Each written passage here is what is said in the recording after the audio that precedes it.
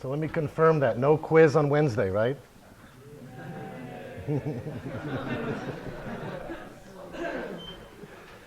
Okay, thank you for the introduction. Thank you for having me here. My name is cs1alkalai. I'm a graduate of the UCLA Computer Science Department. I got my PhD in 1989, and since then I've been at the Jet Propulsion Lab in Pasadena, so for almost 25 years. And the interesting thing is I almost feel like I'm a junior person at JPL, because many people stay at JPL for much longer than I have. People retire there after 40, 45 years and so on. So JPL, if some of you don't know, is one of NASA's 10 field centers. So NASA has its headquarters in Washington, D.C., and then there are 10 field centers, of which JPL is one of them. And JPL is a center that specializes in robotic space exploration. So when it comes to human exploration, that's primarily done in other centers like Houston and Kennedy and other places. But robotic space exploration is JPL's specialty. So if you heard about some of the landings on Mars in the last couple of years, last year was a big landing on Mars, and in the past 10 years there's been a series of landers and rovers on Mars. All of them actually have been built at the Jet Propulsion Lab here in Pasadena. For those who are interested, even just to visit JPL, it's actually a very nice attraction. Every May, there's an open house at JPL, usually mid-May, and anybody can come to JPL. You can bring your families, your parents, your grandparents, your kids, whatever. You can visit JPL and see all the robotic systems that are under development, models, and so on. So it's a nice place to visit if you haven't been to JPL. I feel I'm quite fortunate to work there. I have a lot of fun doing what I do, and I actually get paid, and which is a nice thing to do in life. So I'll cover a topic that I hope will be of interest to all of you, because I think it's exciting. And so I'll cover recent achievements in robotic space exploration and an outlook for the future. And this outlook for the future will kind of culminate in this vision right here, which I like to promote or to advocate, which is a vision of a robotic village on the moon, which I think we have the capabilities and the technology to actually build a system of cooperating robots that can actually build cities, infrastructure, and so on for humans to inhabit. But before we go all the way to that vision, I'd just like to give one chart, one page of a history lesson. I like history, not just in space exploration, but in general. And the history of space, you can pick where exactly you want to begin. You can actually begin even more than 50 years ago.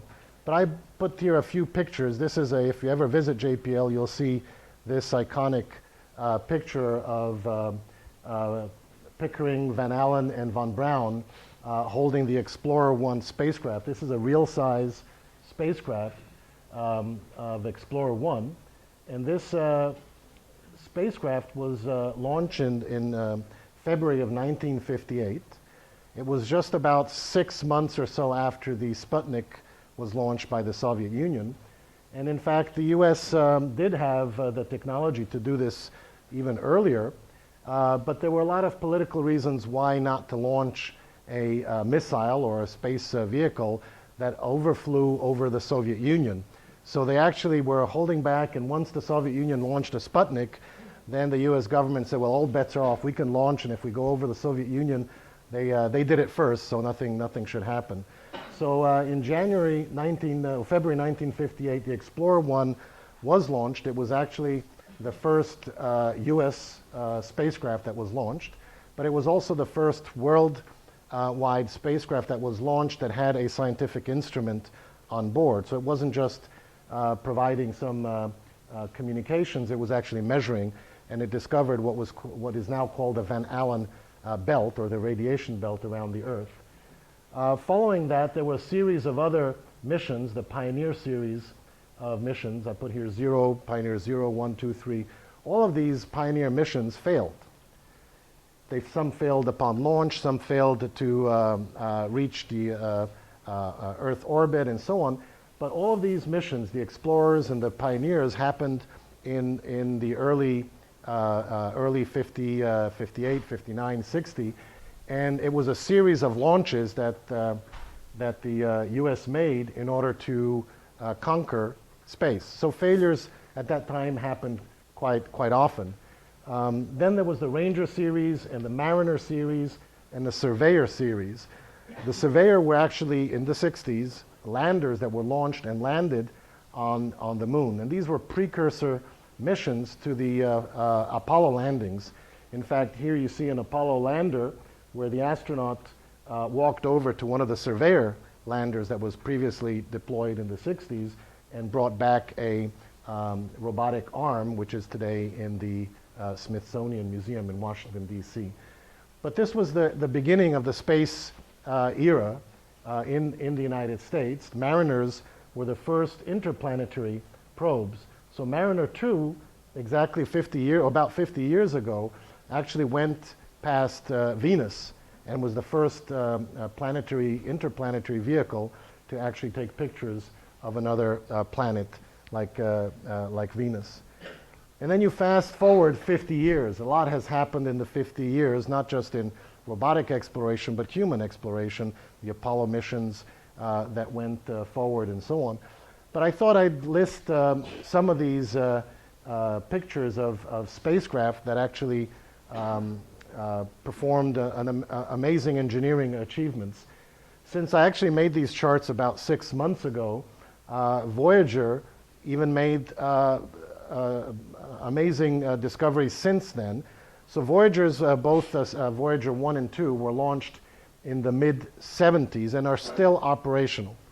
They were originally envisioned in the late 60s and early 70s as being a spacecraft that would go and tour the outer planets of the solar system.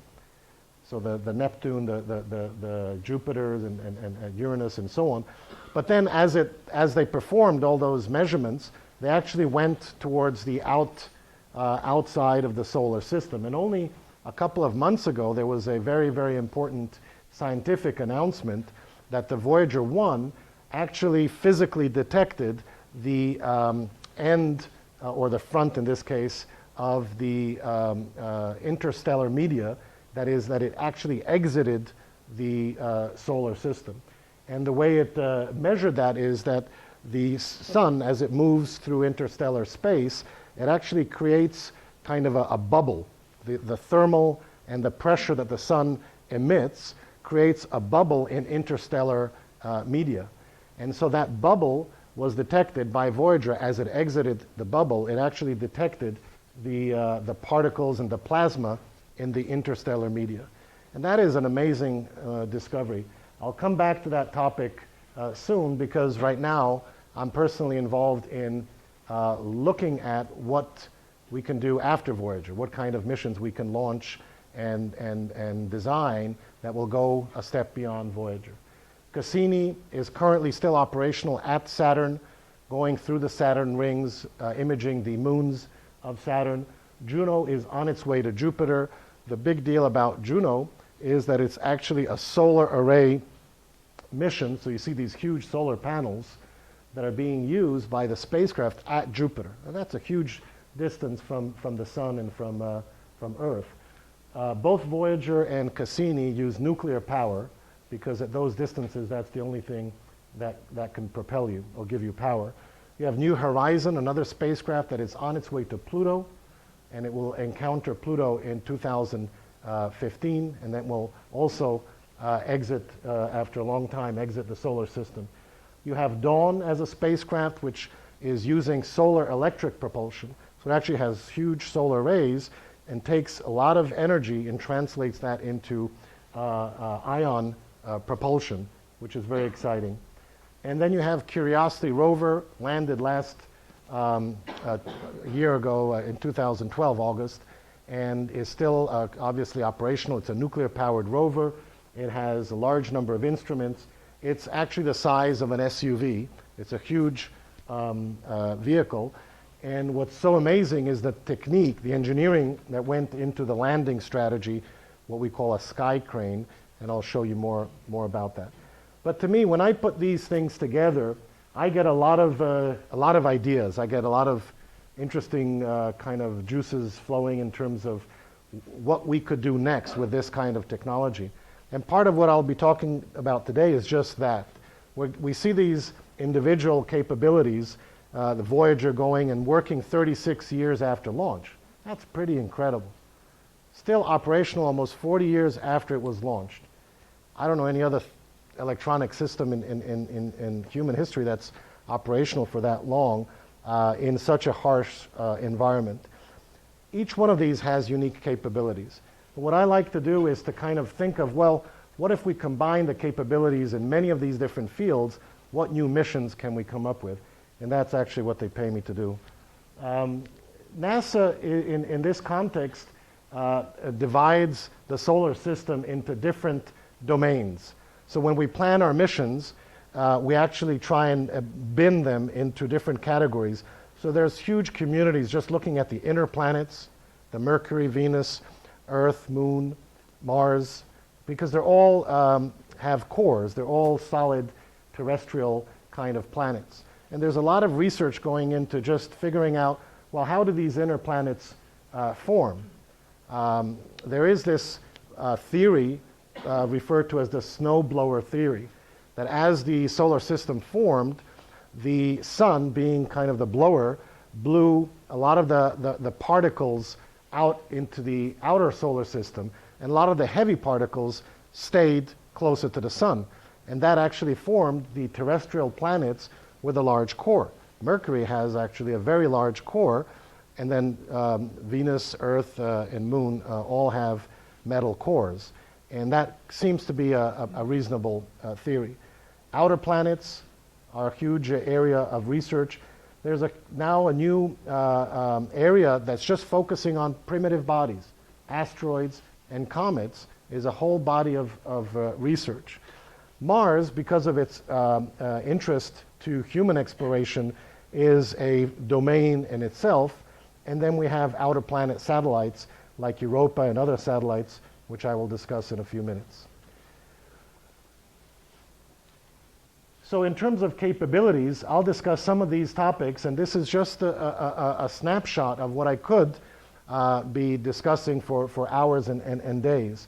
I'll mention this mission Grail in particular because I spent a lot of time working on this. This is what, in the short bio that you read, I won an award and with my team.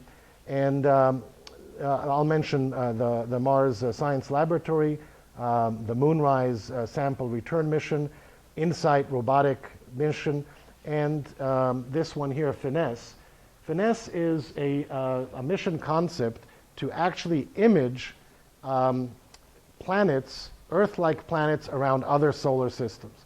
That's freaking amazing, that you can actually look at these stars outside of our solar system and imagine and detect planets that are like Earth, and then image them and detect whether they have molecules of water, methane, carbon dioxide, and so on. That's just blows my mind. But it's really, today that's possible with today's technology. Grail was the mission that I worked on for several years. I'm very proud of. And that mission completed. It finished about a year ago at the moon. And the nice thing about this mission, and again, when I think about describing this mission, I really focus on the technology. Even though the science behind this mission at the moon consists of 2 spacecraft. This was launched in 2011, finished about a year ago. And what it was all about is to image or detect, develop or extract, in a way, the gravity map of the moon. Now what that means is that as you look at this different regions of the moon, you see these dark areas were called marias, which are lava-filled craters. As the spacecraft orbits around the moon, in this case, the 2 spacecraft are able to detect differences in gravity. So as the spacecraft fly over a region that has more mass, that mass results in a larger gravitational pull, and the two spacecraft detect that minute difference in gravitational pull, and as they orbit the moon in in every orbit, they eventually construct a gravitational map. And that gravitational map is shown here, before and after, and you can clearly see this region here, for example, on the far side of the moon, has really no features. And you see here, that whole region of the moon now is imaged in great detail. And the way this is done is these two spacecraft are designed to be what we call extremely quiet. They have nothing that moves on that spacecraft. Nothing that moves. So that any small perturbance on that spacecraft comes only from gravity. We originally had student-designed, what we call EPO, Education and Public Outreach, cameras. You may have heard of our first woman astronaut, Sally Ride, who recently passed away. So she actually participated in this project, and she had her 5 cameras on board to do imaging of the moon and the spacecraft. Well, originally those cameras had shutters, mechanical moving shutters, and we replaced those shutters with electronic shutters because we wanted nothing to move on the spacecraft. If you can do that, and then you can range between them very carefully and precisely, then we can extract the slightest of movements, even to the point of nanometers, movement of the spacecraft. And as they tremble and as they vary their height, those are indications of the difference in the gravity map of the moon. So you can actually build a map, a 3D map, not only on the surface, but down to the core of how the mass is distributed. So it can tell you if the moon has a core. It can show you the crust-mantle differentiation. It's almost like having X-ray vision and looking inside the moon. I don't know about you, but I again get excited about this technology. But the technology here is precision formation flying. These two spacecraft had to act as one. Even though the distance between them is 150 or 200 kilometers, they had to be tracking each other with RF signals, as shown here, and keeping track of each other. And as one moves, even the slightest, the other one detects it, and vice versa. And with that technology, we're able to build these gravity maps. And this technique can be used in other planet destinations as well. Another area of research that I've been working on, I'm very excited about, is the moon in itself. This is a map of the moon on the far side. So this is the South Pole, and this is the side of the moon that we never see from Earth. So there's a near side, and there's a far side. There is no dark side of the moon. Hopefully you know it by, other than a Pink Floyd album. But so the far side of the moon has a tremendous anomaly. It has a huge excavated basin on the moon. It's like somebody took one of those ice cream scoops and carved out a chunk of the moon on the far side. Nobody really knows where it came from, how it happened, but it's conjectured that there was an impact, like I showed here a second ago, early in the formation of the solar system, and that a huge body, a huge asteroid or a huge entity impacted the moon on the far side and created this basin. The NASA and the science community are very excited and interested for somebody to bring samples back from this area called the South Pole Aitken Basin. And they're planning to fund and planning to have somebody, perhaps JPL in the future, bring back samples. So we've been working on a lander and an ascent vehicle and an autonomous scoop robotic system to land on the backside of the moon, on the far side of the moon, scoop samples autonomously, put them into an ascent vehicle, launch that ascent vehicle back to Earth, and bring those samples back to scientists. I've been working on that for 10 years now as a mission concept, and NASA hasn't yet selected it, but we're not giving up.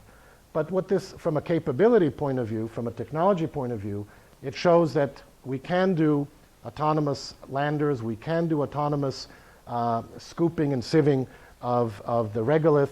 We can autonomously put those back into a container and launch it back to Earth. Those capabilities exist. I mentioned to you also the Mars Science Laboratory. If you have a chance to come to JPL, you'll see some of the models of this capability, which really is amazing. And maybe you've seen a movie. If you Google or YouTube 7 Minutes of Terror, you'll see a really nice video about it. But basically, the technique is to autonomously or go to the moon, to Mars, do Mars entry, and then you have a system which is called a sky crane, where the heat shield is deployed, a parachute is deployed, and then the sky crane hovers above the surface of Mars and lowers the Curiosity rover on a tether ever so carefully, and when the lander, the rover, touches the surface of Mars, it snaps these cords, and then the sky crane flies away. And all of this, which is so amazing, all of it has to be done autonomously. The time delay with Earth is about 8 minutes. So you basically, the 7 minutes of terror is you, once you're in the mission control, you're basically listening to what happened 8 minutes ago or 7 minutes ago, and there's nothing you can do about it. All you can do is be there and wait for all the planned events to happen, and either they did happen or the mission is lost. And it happened brilliantly, and all of these events had to be planned and tested ahead of time and performed immaculately in an autonomous configuration. One of the topics that we at JPL deal with all the time that is a computer science topic that many of you may end up learning about at some point. In fact, it's more of a graduate school topic. It's called fault protection. We deal with that topic all the time. What happens if a fault occurs during a critical phase? What happens if the unexpected happens? How do you deal with it? And obviously you can't, kind of push a reboot button and wait for it to reboot as it's screaming towards Mars.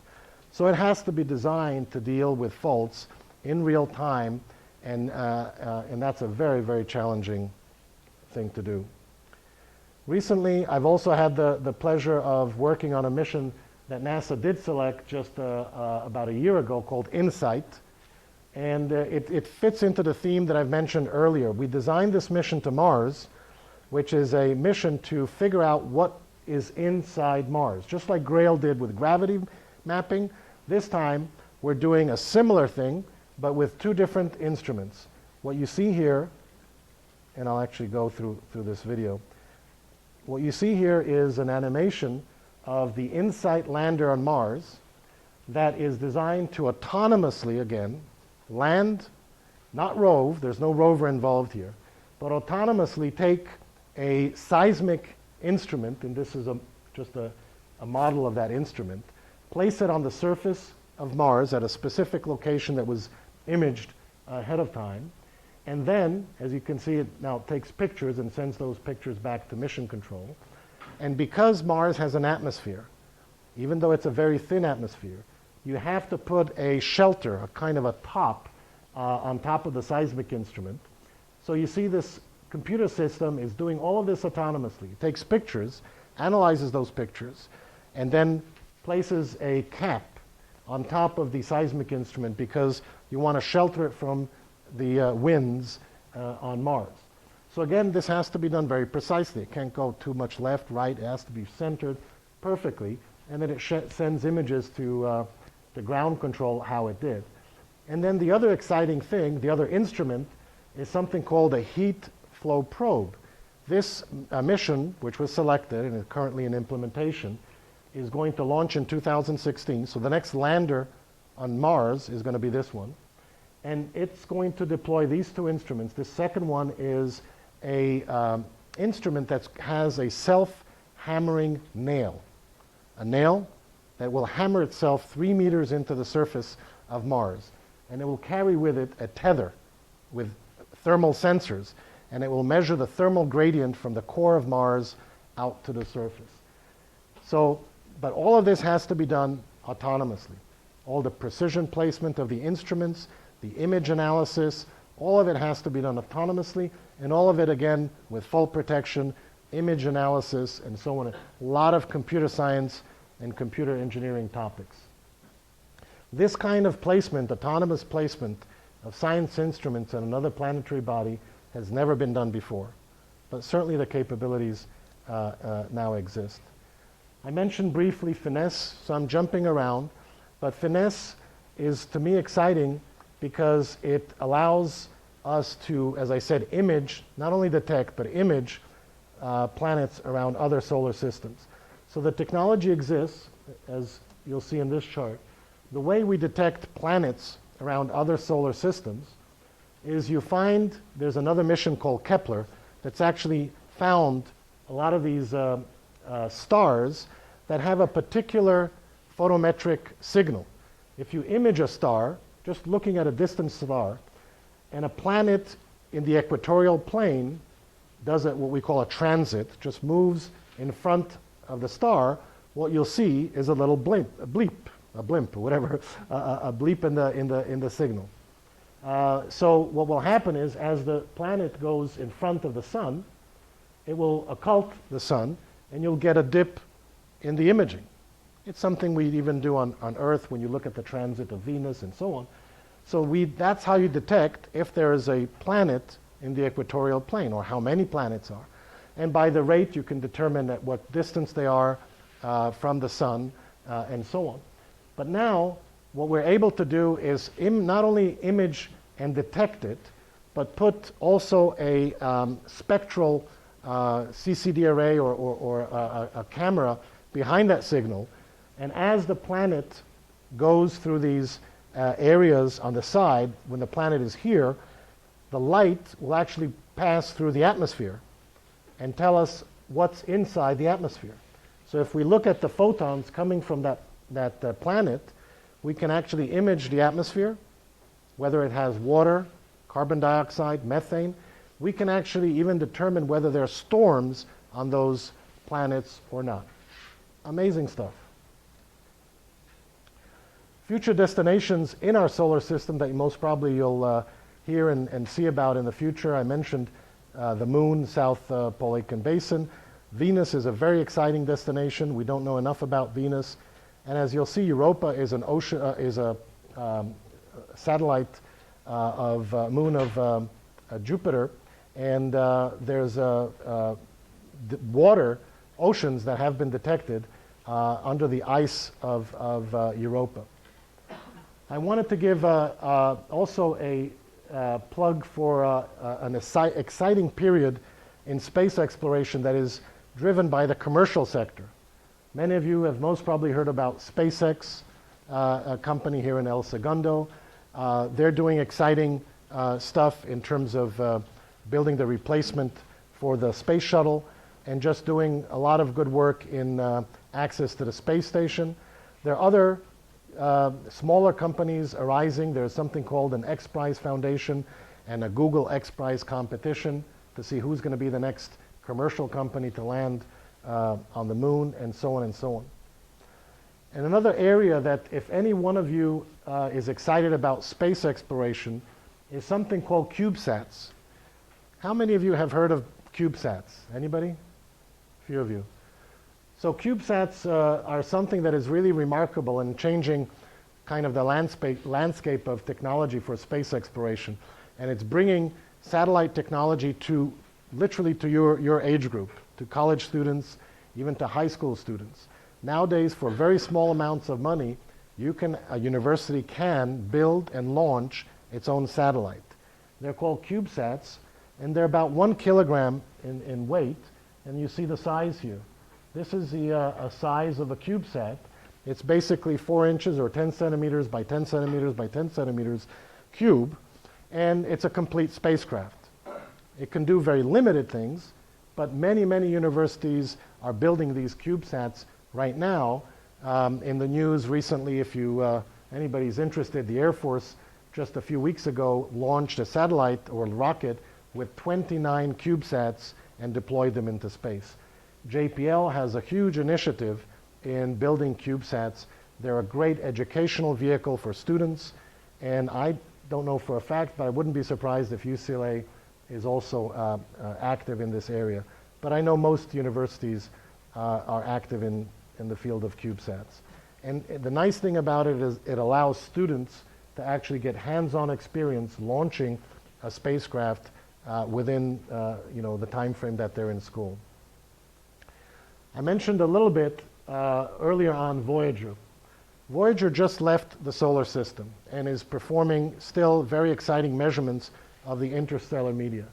One of the things that I'm actually working right now, planning and working this coming weeks and months, is a workshop on interstellar probes, missions that will go beyond Voyager in reaching out towards other solar systems. Not necessarily as a first next step or even as the next several steps, but how do we get the distances way beyond Voyager in the time frame of, let's say, 10 or 20 years. Voyager took 36 years to get where it is.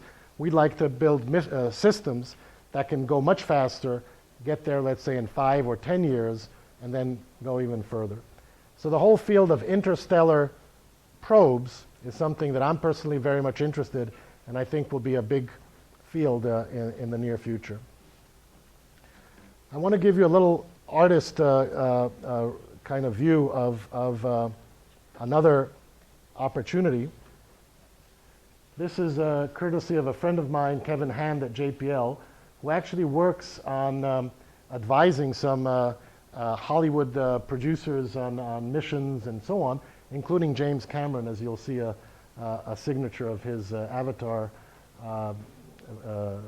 kind of animation. But this is a mission that is conceived, it's just artistic kind of view, of a mission to the moon of Jupiter called Europa. And that is a very exciting mission. In fact, it was scientists from UCLA some 10 years ago or so that discovered the oceans of Europa. And the way they discovered it is because if you have a salty ocean inside Europa, and as Europa goes around Jupiter and gets tugged by gravity, it has a certain dynamo effect. So its movement, its dynamic movement, depends on whether an ocean is moving or not. And by measuring precisely the location of Europa, scientists here at UCLA were able to detect that Europa has an ocean under its icy crust. This is your James Cameron signature. But these are the kind of things we get paid to dream of, is missions, let's say, to Europa. There is currently, at JPL, and NASA is funding a mission to Europa. Not this one, but a more simpler mission to Europa, to go into orbit around Europa and determine its morphology, determine whether it has an ocean, and so on. And as I bring this kind of lecture to a conclusion, I want to also give a vision of a topic that, again, I'm very excited about. We're doing some studies at JPL on anthropomorphic robotics.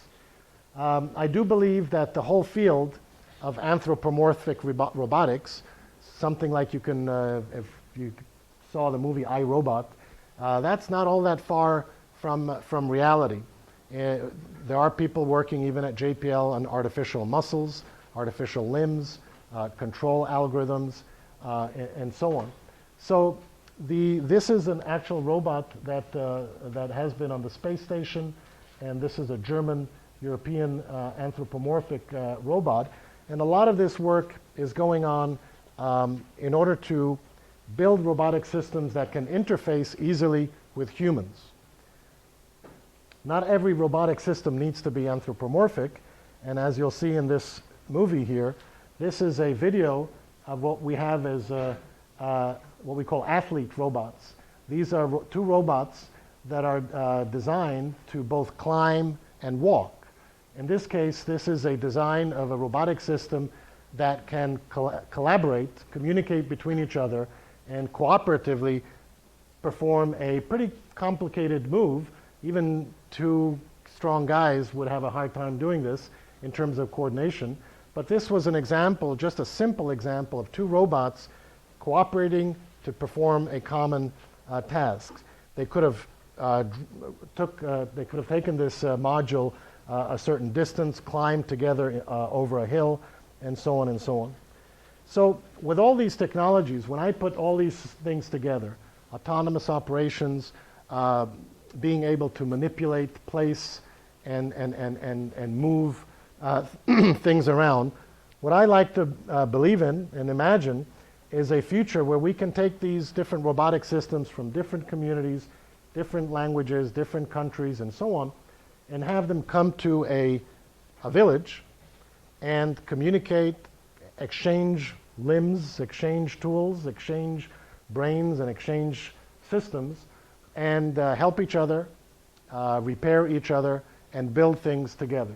This is not at all inconceivable. I've been studying this and working with a team on elements of this.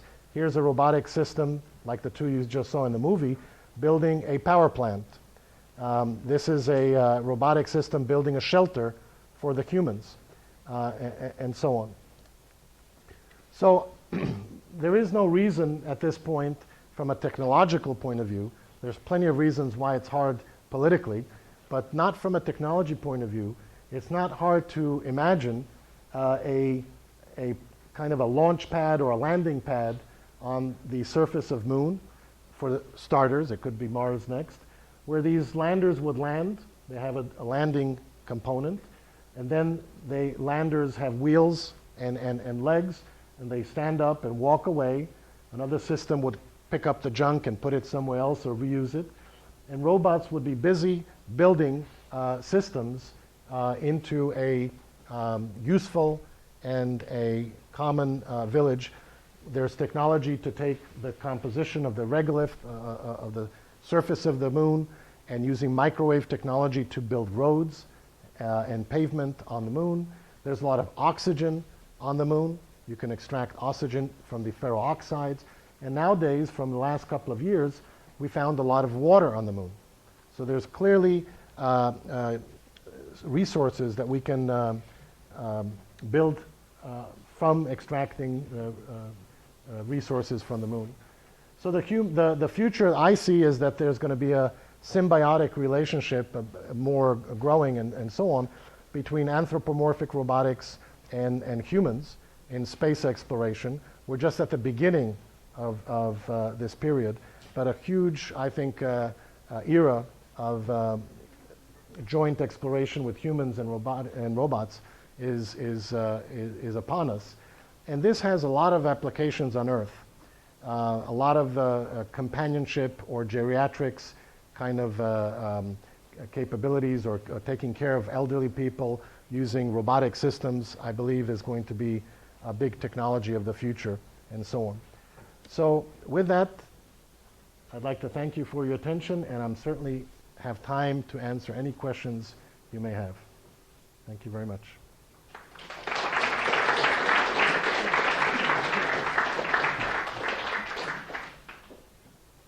Don't be shy. Yes? How long did it take to void and send back information to Earth after reading it? You know, I should know the answer, and I could calculate it, but at this point, my guess is that there would be close to an hour. So it obviously is just a function of distance and the speed of light. But given that Mars is about 8 minutes, it's at least that long.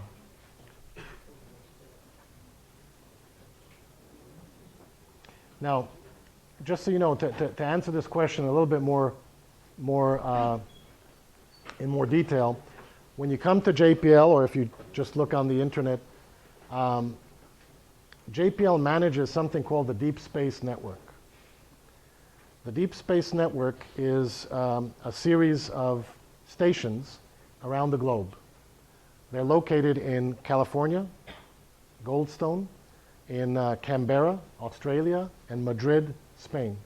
So they're strategically placed to cover the whole globe of space. And at any one point, these deep space dishes keep track and communicate with different spacecraft in the solar system. So if you go there, and I recently took some visitors on a tour, there's a very nice graphical user interface that shows you exactly when we're talking to Voyager 1, when we're talking to Voyager 2, when we're talking to Cassini, and so on. And these deep space dishes, the largest one is 70 meters. It's basically the size of a football field.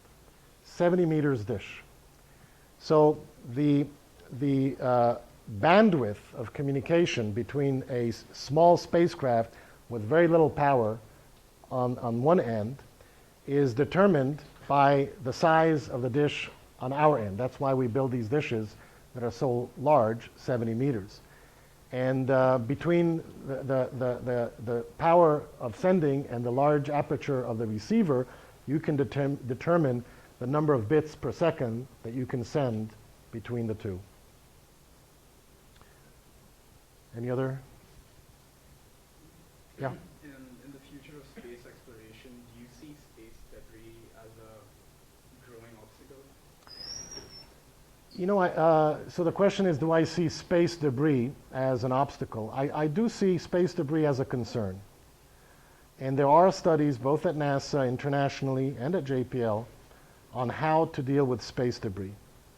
And you can imagine as more and more students launch these CubeSats, there's just going to be so much more space debris out there, even though a lot of them actually burn up and fall into to Earth. But it is a concern, and there are mission proposals, kind of like a junk collecting spacecraft that's going to go out there and collect the debris. At this point, it's actually the role, and there's an agency within the Air Force that keeps track of every debris larger than a certain size. And it's literally thousands and thousands and thousands of pieces of debris that are actually being tracked every day from Earth. But certainly that cannot scale. So it is a concern. I don't think it's a limiting factor, but it is a concern certainly for Earth satellites.